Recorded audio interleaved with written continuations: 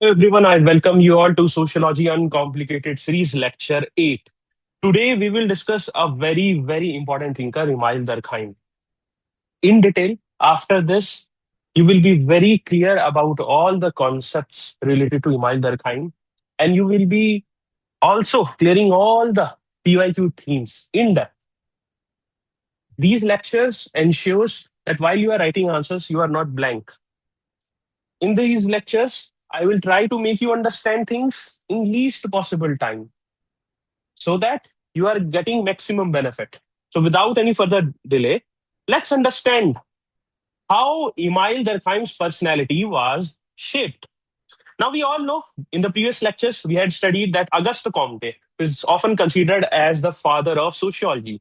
He's considered as father of sociology. Now he was very much obsessed with making sociology as a science. And Durkheim was very much inspired with Auguste Comte. Durkheim adopted his scientific orientation, but he did not blindly follow Auguste Comte. Durkheim, from the beginning, was very much interested in collective things like religion,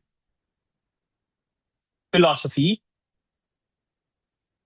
school education, customs, law, architecture, how they influence a human being. Previously, there was a school which was called as utilitarian. They were also very much fond of making this subject as the scientific. Utilitarian positivists first influenced economics. Thinkers like Adam Smith, you must have heard Adam Smith, Jeremy Bentham, John Stuart Mill. These all were utilitarian positivists. So they viewed that if you are living in a society, if for example you are living in India, so India is mere collection of the orientations of different people. That is different language, different culture, different food habits, different stratification structure, different ideologies, different political inclination. So if you aggregate every individual's characteristics, that creates a collective social order. Social order is something which makes society survive. If there is no social order, there will be chaos. So, in this chaos, there will not be any kind of a development, any kind of safety. So, this is how the utilitarian positivist believed. Now, Durkheim said that this is not true. Now, let me make you understand this. Religion, any religion, if you take Hinduism, you take Islam, you take any religion, is there before you? It was established before individual born in 1950s, 60s, 80s, 2000. Naturally, they were influenced by religion more than they influenced the religion. So he said that this conjecture that all the individual's orientation makes a social order is totally false. It is other way around. What is other way around? That all these structure and ideologies, those were developed before any individual's birth. They create individual's consciousness, they create social order, and individual personality is shaped by them. So if you are born in a particular caste, your food habits may be influenced by that, because caste is not just stratification, it also carries culture. So Durkheim's main and most important contribution, what is the most important contribution, if they will ask you, what is it? It is Durkheim said that society is not merely the sum of its part. He said collective orientations creates unique properties. So individual is deriving their identity, like you are an Indian, you are speaking, so for example, Tamil, and moral values from the society. Because society is existing prior to any individual and it shapes the human behavior. Society itself, not individual psychology, is the proper subject matter of sociology. And that is why he will be obsessed with one word, which is social fact. This will come again and again. This is the central idea of the entire Durkheim's sociology. This is what you will be reading. And like his other predecessor, when he came, sociology did not had any specific methodology. Sociology was not even formed as a distinct discipline. That was the condition. So his a very major contribution is that he took out and he wanted to take out sociology from the realm of other social sciences. And he wanted it to give sociology its own identity. That is the most important contribution of Émile Durkheim. So he wanted to separate sociology as a subject from philosophy, from psychology. He said psychology will examine individual's consciousness and what you are thinking inside your head. But sociology is very much related to understanding the collective realities, like the external social structure. I have to study law. So, for example, its impact on society. Like if you have read sociology previously, you must be knowing that we study law as a tool of social change. So this is the subject matter of sociology.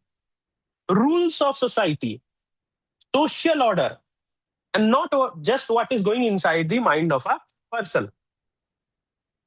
And for philosophy also, he said that philosophy deals with abstract deductions, normative ideas, and speculation. Speculation means what society should be, what society should do, what can be considered moral, what can be considered ethical. However, sociology is not about these predictions or speculations. It wants to understand observable, empirical, social reality of society. So it is different from even the philosophy. And as we studied in the previous classes as well, when we were studying is sociology a science? So there were some basic characteristic of sociology to be declared as science. So first of all, there should be a distinct subject matter. Subject matter should be distinct. And what is the distinct subject matter here? He said social facts. What is social fact? I told you about religion. According to Durkheim, it is a social fact. Why? It is external to any individual. Okay, first of all, and it is acting above you. It is acting like a coercive power. It is deciding your food. It is deciding your thinking. It is deciding even your job, attire, morality. So it is acting like a coercive power above you, over any individual. So the basic thing that he wanted to say about social facts are that they are external and they are coercive. They act over and above any individual. They outlive any individual's lifespan. These are social facts. So if you are going in a school and you're seeing your teacher, you have to stand up, you have to greet. So a social fact which is deciding social order, is acting over and above you. Here, your internal whims and fancies are not working. So that is how social fact is shaping an individual. Further, he divided the social fact into two parts: material social facts, okay, material social facts, and non-material social facts. Now, what are these material and non-material social facts? So, material social facts like architecture, there is a physical manifestation, you can touch it, it is tangible. Non-material, which you cannot touch it, like values, morality, customs. Can you touch them? No. So there is no physical manifestation of it. So he further divided the social facts into two parts. And as the other sociology said, that if sociology has to be a science, it has to deal with the objective reality. So science is examining objective things rather than subjective ideas. Like institutions such as law, religion, custom, family structure is existing independently of your choice, of your will. And thus, it should be studied as external entities in this social world. And he was also not trying to create a kind of a social law. Like in physics, we have laws of motion. Laws of motion. We must have studied Newton's law of motion, three Newton's law of motion. So he wanted to create a law of society as well. Something which a kind of a grand theory which you can apply anywhere in the world. Like he gave the theory of suicide. Again, a grand theory. All these functionalist, positivist, these people do want to create laws because they are obsessed with science. So they want to make sociology also a science. That is why they want to create a predictive structure, cause and effect analysis. And this is best shown in his theory of suicide, in which he's saying, okay, this if this will happen, then it will lead to suicide. All the parameters have been clearly given.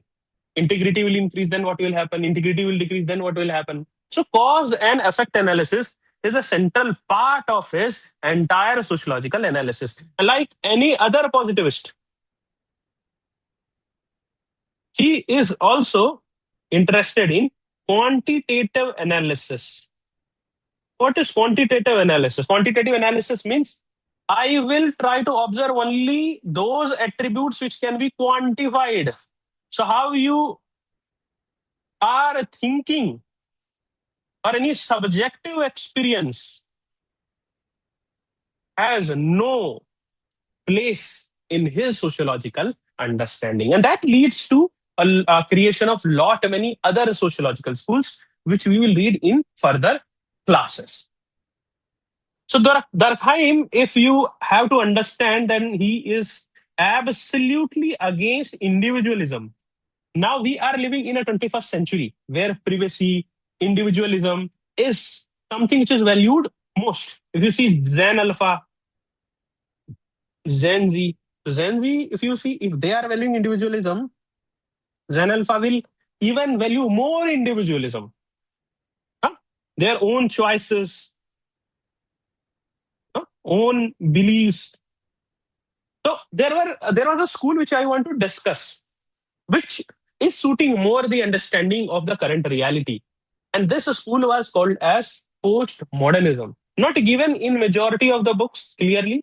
It is if you have to read this, then there is a bulky book, Blue Harlumbus and Allborn, that has explained it beautifully. Majority of the lectures will not cover it. So I will tell you in a very easy manner. What is postmodernist? So when modernity came, there was time of grand ideas. What are those grand ideas? Secularism is a grand idea. Nationalism is a grand idea. Okay. Socialism is a grand idea. Capitalism is a grand idea. A big realities. A lot of meta narratives. Meta narratives. Science was part of it. Now, postmodernists say that there is a complete fallout of meta narratives. Now, all these isms are falling apart. in the present society. All these isms, whether it is secularism, nationalism, fallouts means negatives of these things are clearly visible, and people are also fed up. He said that now there is a time that we study the micro realities, individuals, behavior, languages. He gave prime importance to language and symbols. We need to understand that. We need to understand the micro realities. And in the age of social media, what can be better than this? He also, Lyotard was the one, and there are many other postmodernists, but Lyotard is one of the major postmodernists. He also believed that science has shown its fallout. It's not solution of all problems, but it is now creating problems like nuclear bombs. All these privacy issues. This is creating a problem. So science is not a medicine for all the problems. I brought this up because you need to understand this in a comparative way. Durkheim is a sort of father of all these meta narratives because he did not give any freedom to any individual. Individuality was not at all important for him. It was not at all important for him. He went on to say that if you want to be free, a person cannot be free from within. He can be free from outside. So if you believe in collective morality, you are more free. If you believe in your own morality, you are not free. Okay. So this is what he wanted to say. He was also very much interested in studying the constants. There are physical constants, like you are living inside a home. So there are bricks and walls. And there are social constants, social rules operating while you are behaving. Even all these names and shames, naming and shaming. If any individual is not wearing clothes, what society considers as moral, that is why you will see in countries where the rationality is below religiosity, you will see that there is a lot of widespread biases and prejudices against individuals of one place versus another. You will see us versus them. And that is why in politics also you will see this narrative, us versus them. You need to create a villain. Okay. So his prime importance was given to social threats. Those are acting over and above any individual and are any coercive force. So this is what you need to understand. And I hope you all are clear until now. Now, he was also of a belief that any society is not merely a geographical piece of land. Any society is decided, or the main component which makes any society a reality is a moral order rather than piece of land. A foreign tourist coming in Indian territory is physically present, but is not automatically integrated into the social metrics of India. So membership will require shared participation in institutional life and moral codes. Now, like Karl Marx, do you see Karl Marx also studied history, historical materialism. This is what we studied in previous class, in which he was very much interested in understanding the past from the lens of who owns the capital or property or economy was prime to him. Now, Durkheim is also studying the society from past, but now his orientation will be morality, collective consciousness. So he divided the society into two parts. And that was again based on social cohesion or collectivity. So the first kind of society he categorized with the name mechanical solidarity. So what is a mechanical solidarity? in traditional societies, even in villages, if you go now as well, in village areas, you will see the division of labor is minimal. What is division of labor? Division of labor means how different people are performing different tasks. Complex tasks, they are specialists of a particular task. But if we go in a village area, majority of the people are doing similar kinds of activities, agriculture. Majority of people. So there is division of labor is minimal. Individuals are performing similar tasks, like subsistence farming. And they also have identical religious beliefs. So you will see now in India villages, most of the villages are mostly organized around a particular religion or a particular caste. They have a strong religious belief. Their morality is mostly drawn from religion. Okay. So if any action is against that morality, there will be action which will be very harsh. Like if any woman is doing intercaste marriage, there is extreme brutality, like honor killing. You will also hear a lot of incidences where a person is outcast. He cannot now participate in the collective actions of a particular caste. The cohesion is coming from similar values, similar beliefs. Any deviation from these behavior is viewed as an attack on the entire community. And that you will see in the past, in the kingdoms where there was no democracy, there were repressive laws. There was repressive laws, extreme punishment, moral vindication. However, in the modern society, you can just keep the example of, say, for example, mega cities like Delhi, Bangalore, any mega city. So now here the division of labor is huge. People are working on minute things. They are not all rounders.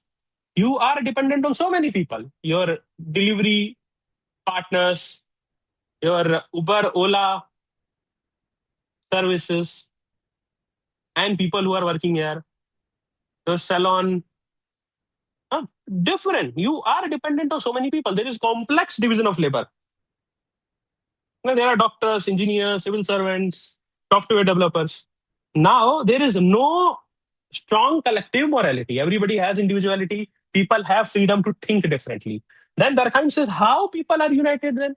People are united because you are dependent on others. You are dependent for your own well-being to others. That leads to collectivity or cohesion.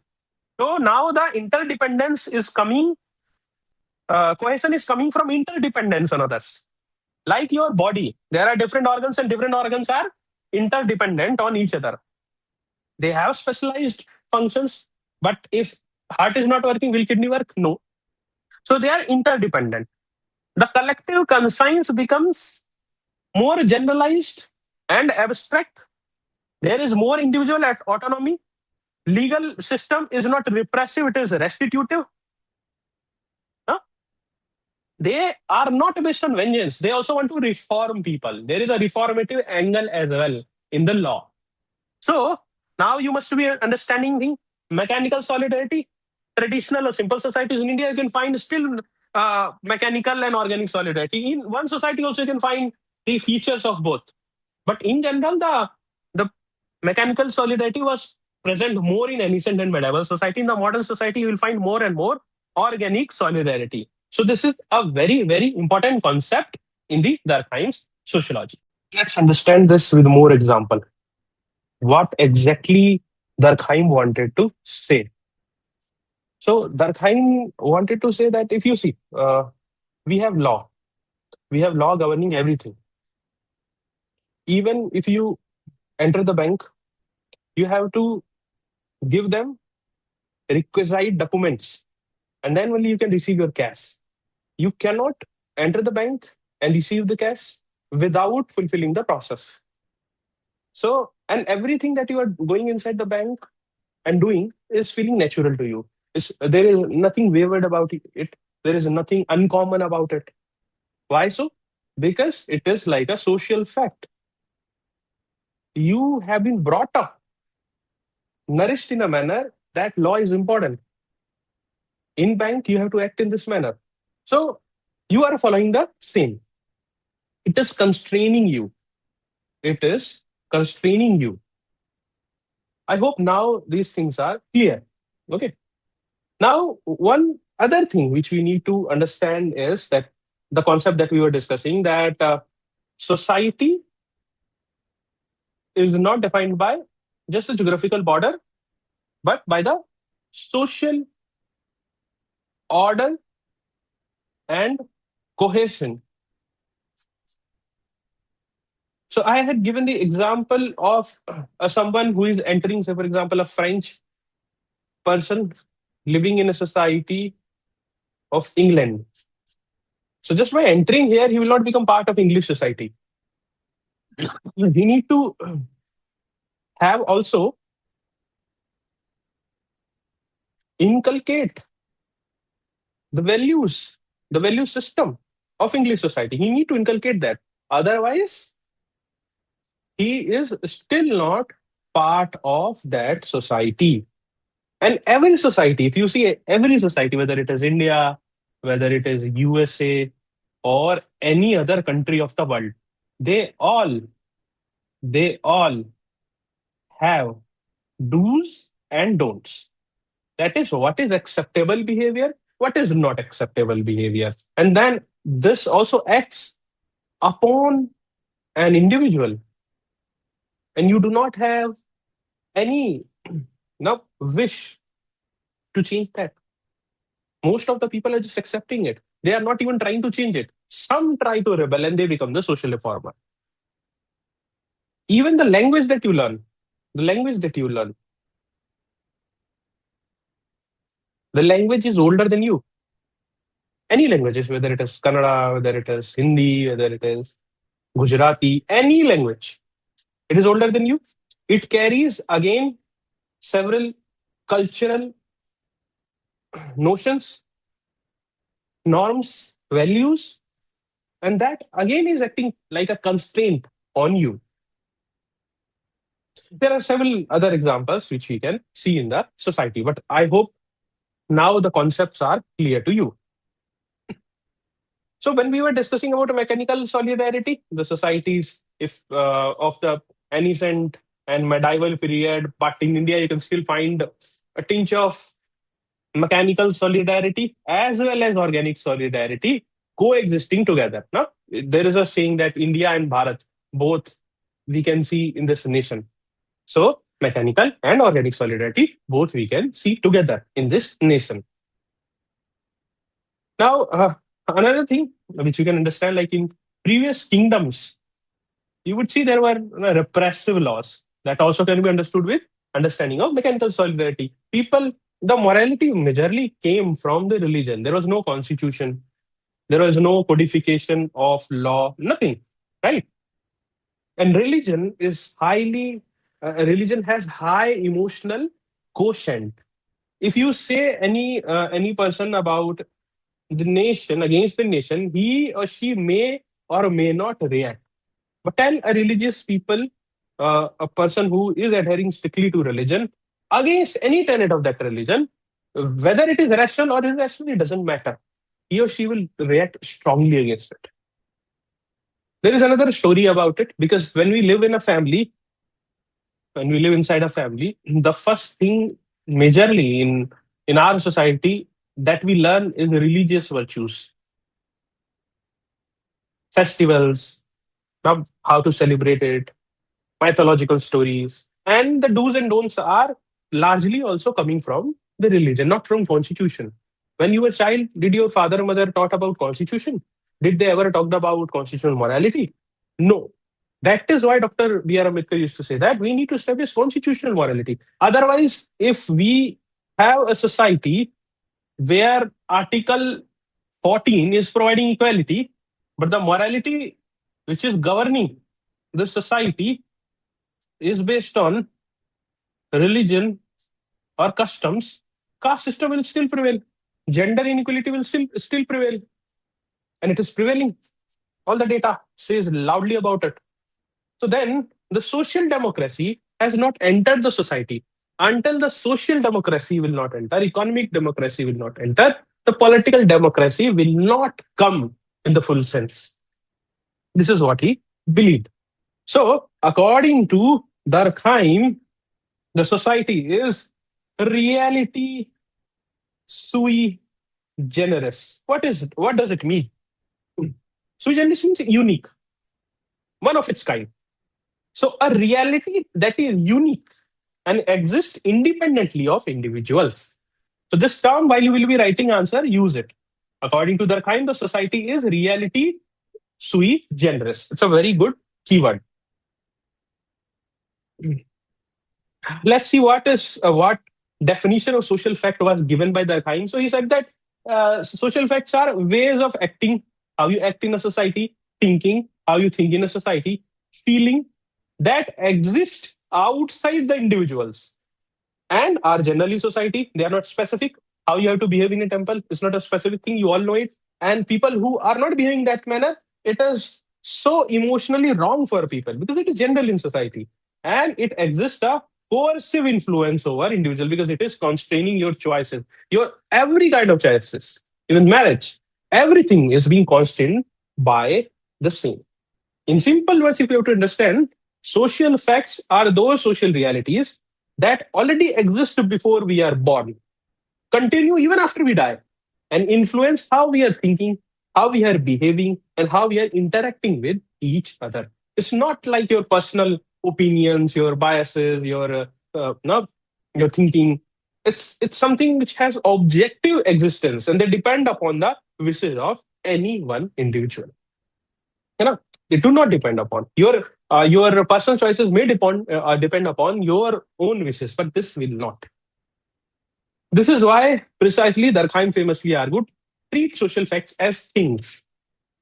By this, he is not meaning that social facts are physical objects. He is not saying that these are physical objects. Rather, he's saying that they should be studied objectively, just like scientists are studying social phenomena. Just like scientists will study earthquake, you have to also understand, yeah, or treat social fact as a thing. This is also called as thingification. This is called as thingification. And there are, as I discussed, the example of social facts are your laws, your customs, your religion, your moral rules, languages, traditions, collective beliefs, and even different kinds of social practices. Okay. Now, he also further subdivided the social facts into two parts. The one is normal, and second is pathological. Now, what is normal social fact? A social fact, according to Durkheim, was normal when it is commonly found in a particular type of society during a particular stage of its development. Normal here does not mean morally good, but generally it is found in a society. So it simply means that phenomena is naturally occurring in that type of society. It is not any kind of anomaly. And pathological is exactly opposite. A social fact will become pathological when it exceeds its normal limits and begins to threaten social order. Like if religion is leading to tension, then it is pathological social fact. It has become a pathological social fact. It is exceeding the normal limits, and now it is beginning to threaten the social order of the society. And he had given a very good example. Durkheim said that some amount of crime exists in every society. Some amount of crime is inevitable and it happens in every society. And therefore, crime itself is a normal social fact. This may sound surprising, however, Durkheim believed that a society completely free from crime has never existed and can never exist. This is the thought process of Durkheim. Now, crime becomes pathological when the rate raises at a very high level. It is far beyond what is normal, that is usually found in the society, then it becomes pathological, according to Durkheim. Similarly, moderate inflation is something a normal social fact. It will become pathological when it will be either a galloping one or it will be very less. That is why you see RBI keeps the moderate target of inflation. It is good for the growth and development. If you have studied economics till now, you would be getting what I am trying to say. And he made it a thingification. He made it a thing. So he said that okay, they are objective, they are observable, and they can be explained as well scientifically. His entire agenda behind this is to make sociology a science. That is why he's forcing scientific theories many times in social realities. Characteristics, as we understood, they are external and they are coercive. Okay. Generality is another characteristics. Social factors are not personal habits. They are general. They are general behavior shown by large section of the society. They are collectively accepted. They acquire a general and universal character within that society. I can give you a very common example. In India, you will see people eating food majorly not no, by using spoons or forks, but using hand. And this is general, not considered as something abnormal. However, if you do the same, say for example, in English society, it is considered abnormal. Now, what is normal there? Using forks, knives, spoons. Now, what how they are eating can be considered abnormal in our society. So again, Durkheim is trying to give a universality, but this will be the biggest criticism. What is normal in one state can be abnormal in another state. Forget about the nation. But we will go with those critical perspective and angle later on. Independence is another attribute of social fact because it is existing independently of individual personality. No single individual is creating them. Instead, they emerge through collective social life and continue irrespective of particular individuals' beliefs. So, this independence is making sociology different from psychology, where it is highly dependent on what you are thinking, what a person is thinking. It's not collective, it is not independent. So, to take out sociology from the realm of psychology, why he was giving attributes of social fact, he included this point as well. Now, you will say, sir, why these social facts matter at all? Durkheim argued that individuals often believe they act freely. In reality, many of their actions are guided by invisible social rules. John Rawls had said, na, a child is born free but everywhere in chains. How? Children do not naturally know how to speak a language. Children naturally are not born in any religion, any caste, even gender. The social dimension of sex is taught to them. Now, ideas about good and bad, appropriate and inappropriate also do not come naturally to any child. These all are a product of socialization. Thus, our entire personality itself is largely shaped by social facts. And that is how Durkheim criticized the utilitarian perspective as well, which we studied earlier in the class. Okay. And why he considered social factors thing? Because he wanted to create them like an objective reality, independent of an individual. We should observe them. We should collect evidence. We should analyze the patterns in the society and then draw conclusions. Just like science, you will do. You will observe. You will collect samples. Then you will make some patterns, and then you will derive conclusion to make a theory. And then he gave 3 rules for the objective study of social facts. How you can objectively study social facts. Durkheim is saying that as well. Rule 1, eliminate all preconceptions, all your preconceived ideas, your biases, your prejudices. Because every society is full of commonsensical beliefs and everyday assumptions that you are making while you are acting in a society. So a sociologist must therefore cultivate emotionally neutral attitude. Is it possible in a society? No. But he is saying to do the same. Rule 2, define concepts precisely. It should not be vague. Vague understanding is not desirable. Definition should be based upon observable characteristics, not your subjective impressions. For example, if you are studying division of labor, Durkheim is not relying on abstract ideas of cooperation. Instead, he examined the type of law which is prevailing in society. like repressive law or restitutive law. Restitutive law will have a reformative angle as well. And the third rule he said was study social facts independently of individuals' manifestations. So sociology should not focus on individual realities, but a collective reality. Not we need not study an individual behavior, but collective behavior. Although it is expressed by an individual, but they did not originate from a single individual.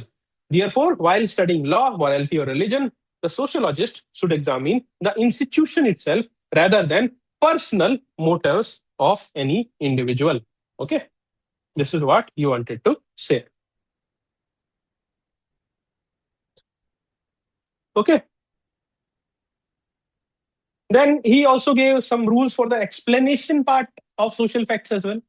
What was the rule of explanation that he gave? Two rules he gave, or two complementary approaches. One is causal explanation. So the first task of sociologist is to identify the cause of a social facts. In other words, why this is happening, why this social phenomenon is emerging, the society is happening, why this is happening. That why is nothing but the causal explanation. So if we want to explain the division of labor, we should not begin by asking whether individual personality enjoys specialization. Instead, we should examine following things like population growth, increasing social density, urbanization, expanding interaction among people, like various parameters, various variables. And these will explain why socialization developed. If if population is increasing, if social density means in a particular area, if you see population increasing and the when population increases, the interaction also increases. If in 1 square kilometer, 1 lakh people will be there, in 1 square meter, the number of the social interaction that happens will also increase. That's why you will say now that people say, okay, in India, we always have some kind of social life or something happening in the society. But if you go to the West, you will see that no, streets are comparatively calmer, and there are not a lot of social dramas that you can see on the streets, on the roads. That's why. And the second thing is that functional explanation. So after you have identified why it is happening, the sociologist should ask another question. What function does this social fact perform for society? Because he's a functionalist.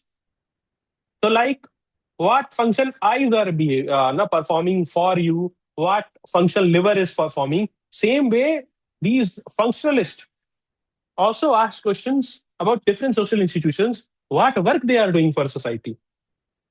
So the first thing, why did it originate? And second, why does it continue to exist? It is continuing to exist because it is performing certain action. Okay. And he also said that social facts should always be explained by other social facts. Why so again? Because he is not at all interested in analyzing social facts through individual behavior. So he will say if you have to analyze, say, for example, law, then you need to analyze culture, morality, etc., etc. Other social facts are needed to analyze this, not individual interaction. Okay.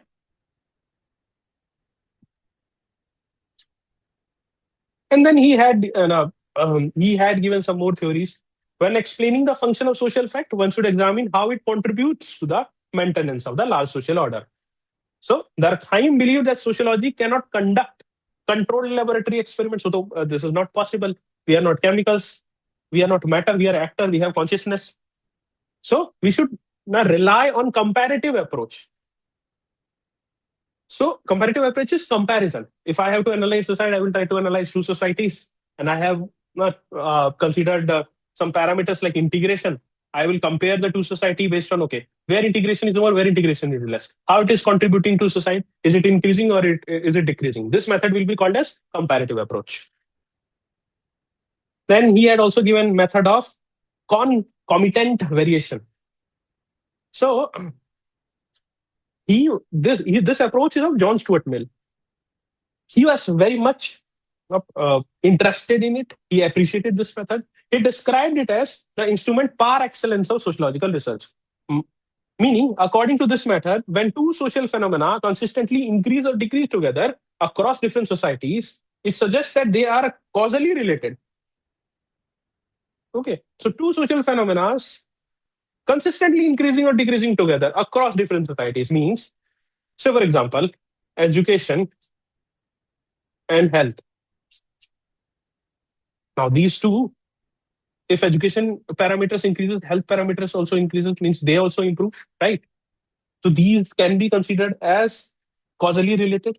Another method, which is called as concomitant variation. You can take any other social no, parameters. I'm taking education and health parameter. They are interrelated, right? So this is the second approach.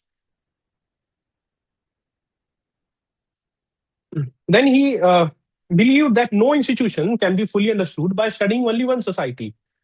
To explain any social institution, you have to compare. To understand family, you have to compare the family system from, say, for example, North India and South India. To understand religion, you can compare South Asia versus Europe. So, in his words, a complex social fact can be properly explained only by following its development through successive social types, and thus we need comparison. Without comparison, we cannot understand it. Now, he has been criticized heavily as well. There have been a lot of criticism of Durkheim's methodology. Like Gabriel Tarde says that one of Durkheim's strongest critics he had given, Tarde argued that society cannot exist independently of individual. How it can exist? If individuals are removed, society itself disappears. No society will exist without individuals. So imagine a college from which every professor and every student has been removed. What remains? Only the building and its name. Is it a college now? No, it's not. So the real college exists because of the people within it.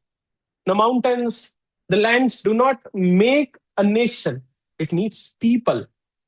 So society cannot be understood without giving importance to individual. Thus, Tati said that Durkheim is too much obsessed and he's putting up too much of over reliance on society while neglecting the creative role of individuals. The religion, according to Karl Marx, has been made by men. Okay. Then Henry Elmer Barnes, he also raised another important criticism of Durkheim's approach. He says that Durkheim focused almost entirely on those actions that are socially regulated or constrained. However, individuals often perform many actions voluntarily without any direct social pressure. Like you are helping stranger, who is telling you? You are doing philanthropy, who is telling you? Charity, humanitarian services. This is done by your own free will. It's not like every day you are doing everything based on social constant. It's like then we all are robots. We do not have any consciousness. So he's neglecting the entire consciousness. Barnes therefore argued that human behavior cannot be reduced entirely to a social fact. Individual motivation is also there. That also deserves attention. That is why you will see same social condition, two different kinds of personality emerging. So it's not that entirely the social institution is shaping the entire individual. And he is applying the social factor theory completely on the theory of society. It will help you to understand the social fact theory of Durkheim even with more clarity. There is another theory that is theory of religion, but you will try to understand that when we are reading the religion chapter, then it will be more fruitful. But in that sense, you need to understand that while he's studying religion as well, he will just focus on integrative things. He will not give any importance to individual. So for him, religion is functional. It is providing social solidarity. And for that, he studied Arunta tribes. Why he studied tribes? Because in tribal culture, he can see all the customs in its originality or nudity. It's not adulterated. It's not changed. That's why he chose a tribe. So according to him, how they create social solidarity by celebrating festivals. When you celebrate any festival, people come together, right? They are doing similar kinds of rituals. So it creates a kind of a bond. Whether it is Ganesh Utsav, whether it is Durga Puja, whether it is any festival in the nation or in the world, they create social solidarity. So he's again not trying to study the critical angle which is involved in the religion or not giving any importance to individual. So his most important theory is the suicide theory. What definition he gave? He gave the definition of suicide as a case of death resulting directly or indirectly from a positive or negative act of the victim himself, which he knows will produce this result. So it can be direct or indirect. It can be a positive or a negative act. It can be for emancipation of people. That also altruistic suicide. I will explain them. And he is knowing that this particular action will result in suicide. So the definition is highlighting two important things. One, intentional, and second is awareness. You are doing this act intentionally. Second, you are aware, which is distinguishing a suicide from any accidental death that is happening in the society. Now, methodology, because he was too much concentrated on making sociology a science, so he used extensively data, statistical data from different countries, and majorly he collected data from different police records. So this data was not primary source. How he will collect a primary source of suicide? He will not go door to door and collect how many people committed suicide. That was a secondary data. Now, the first question which is asked is, okay, so if you have collected from police station, suicide is many times not even reported. What about that? Okay. Then he again used comparative analysis. Like if you are religious, if you are non-religious, what is the difference between the rate of suicide? If you are married and unmarried, what is the difference between rate of suicide? If you are poor or rich, what is the difference between the rate of suicide? Okay. And then he wanted to identify a consistent social patterns over time. The key variable that he used was integration and regulation. The integration, the degree to which individuals feel connected to society, group, or community, and regulation, the extent to which individual desires and behavior are controlled by norms and rules. How much you are constrained. Integration is how much you are connected. So he gave types of suicide. The first type of suicide he gave was egoistic suicide, where it happens, where there is low social integration. People are feeling disconnected and lacking any purpose. They are feeling lonely. And he said that higher suicide is among the unmarried people because they have low social integration. Digital lifestyle is also increasing loneliness. The child is so much engrossed in the virtual world, but not in the world which is in front of the eyes. He also compared the Protestants with Catholics who have more suicide. Then he saw that in urban areas also. You see, in urban areas there are more isolation. People are more valuing privacy. So here, the egoistic suicide will be more compared to a rural area. So here, the key features are weak social bonds, high individualism, and lack of belonging. Now, the second type of suicide is altruistic suicide, where there is excessive social integration. So people are committing suicide for the collective welfare of the society. He gave the example of soldiers sacrificing lives in a war or ritual suicides, which is considered as an act of martyrdom for the benefit of the larger section as a part of ritual. They are not disconnected. They are connected with the society, but they are still committing suicide. Now, there is a strong group identity, self-sacrifice for collective interest. An individual is submerged in society. He is so much engrossed in the society. Then he gave another type of suicide, which is called as anomic suicide, where there is low social regulation. In case of like economic recession, the regulation decreases. Financial crisis, the country is going through upheaval, so there is low social regulation. It can be also because of sudden wealth or sudden success or abrupt changes in your personal life, like divorce or life is changing suddenly. That can create a low amount of social regulation. Moral guidance is decreasing. So people are now behaving in a normless way, which Durkheim called as a normlessness. There is a sudden disruption of social order. There is a lack of moral guidance, which he categorized as anomic suicide. And the last type is fatalistic suicide, where there is excessive social regulations. You feel that your future is choked. You do not have any way to gain social mobility and live dignified life. Like farmer suicide in Vidarbha region of Maharashtra. So they feel that their future is pitilessly choked. Loans are there, government is not helping, the drought conditions are either not helping. There have been repeated notices provided to them. They feel they do not have any future. If they're committing suicide, it's a kind of a fatalistic suicide. Prisoners, if they are committing suicide, can be also categorized under this. Slaves or individuals in authoritarian systems, authoritarian regimes, they are facing oppression. So here the key features are over-regulation, there is lack of freedom, and oppressive discipline. So these are the four types of society which was explained by Émile Durkheim. Okay. Now, as we were discussing the criticism or rather evolution of Durkheim's methodology, so his prime obsession was that individual personality is largely shaped by society. Society creates the social individual. And he distinguished between a biological individual, a person who is born. So he is not aware about the norms and the values, etc. He becomes a social individual through socialization process. Okay, so he learns language, value, morality, customs, beliefs, everything. He's learning from the society. So he believed that human personality is a replica of society. If you are born in North Korea, if you are born in the USA, your personality will be shaped by the social condition which is present in the society.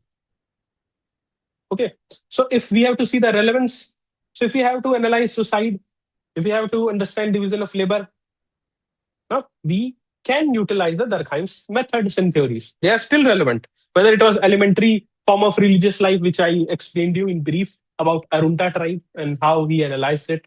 How now, if you see even in the tribal societies, there are collective festivals which are celebrated. In India, you see there are harvest festivals. There are different names, but almost in the entire nation, this is celebrated in different manners. So, rising suicide among school students, they feel that their future is choked, paper leak is happening. They do not have any future. Okay. So, fatalistic suicide, excessively regulated, excessive cutthroat competition.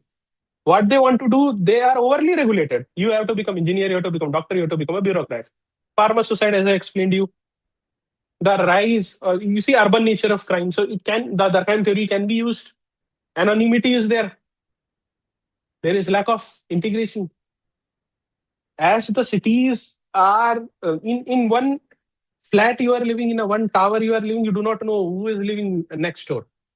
That leads to urban nature of crime, anonymity, and thus you will see a spike in crime rate, specifically in the urban centers. Drug addiction. There is not too much care about individuality, but there is no social integration. They feel that they are alienated from the society. To have such kind of cope-up mechanism, they resort to range of things. One of them is drug addiction. So again, Durkheim gave another theory which is called as anomie. So what is anomie? According to him, in the present society, where there is a lack of integration, where there is a lack of moral cohesion, people are acting based on personal interest and are not having much of the collective orientation. That creates anomie in the society, which is temporary. So if people are resorting to drug trafficking, that's an anomic behavior. He's not keeping the anomie as something permanent. When we will read the Merton's anomic theory, then we will understand it even more deeply. What is the difference between anomie theory of Merton and anomie theory of Durkheim? You can understand smuggling, black marketing, prostitution using his theory. However, one of the good contribution or one of the greatest contribution of Durkheim was that society is not something which is static. He recognized normal and pathological condition. He recognized anomie as well. And Durkheim methodology is not only explaining society, but also provides a framework for understanding social changes, development, and progress. He divided the society in mechanical and organic solidarity as well. However, there have been heavy criticism as well. Nevertheless, his theories have a lot of contemporary relevance, and specifically his theory of religion and his theory of suicide are some of the most celebrated theories in sociology. In the next lecture, we will try to understand the theories of Max Weber. And I know the lectures are coming at a much slower pace, but until 15th August, since many of my students are writing May 2026, and it's their one last time to improve. So my majority of the focus are going to ask them. But once it is done, the lectures will come at a much faster rate. A promise is a promise. All the syllabus will be covered. But I need one help from you. Share these videos to people who are from Sociology Optional. Comment on the videos. It helps. It motivates us. Like videos. No?